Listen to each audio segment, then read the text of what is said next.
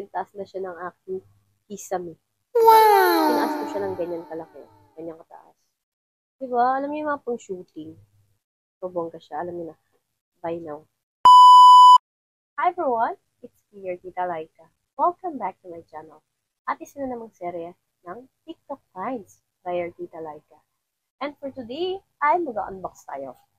Tita Laika.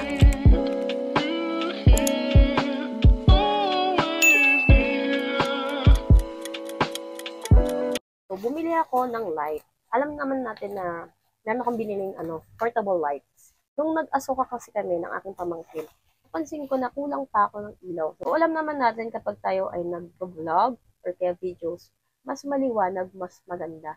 So, okay naman yung aking light.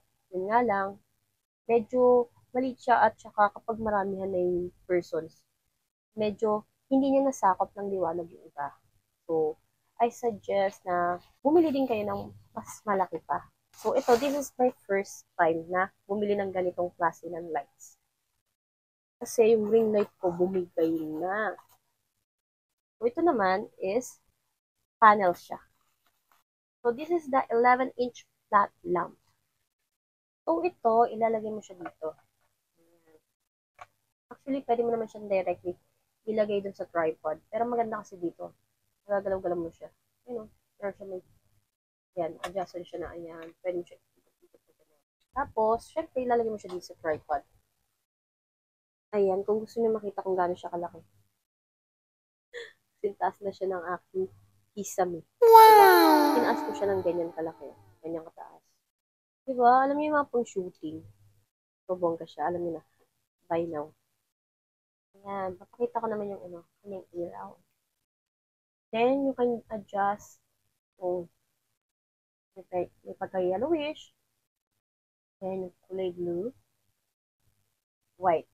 Tapos, you can adjust kung gaano kalakas. Ayan. Nakita nyo? Pwede nyo naman siyang hinaan. Ayan. Ayan. Plus the fact na pwede nyo i-close yung isang panel. So, kung gusto nyo bumili ng ilaw lang or yung LED panel lang natin is LED. Tapos, meron siyang tripod na 1.1M tripod. LED, at ito yung binili ko, plus 2.1 tripod. LED at overhead shot tripod. So, sa mga gustong bumili nito, alam nyo na, check the yellow basket and buy now. Thanks for watching. Share. Don't forget to like, comment, and subscribe. See you next vlog.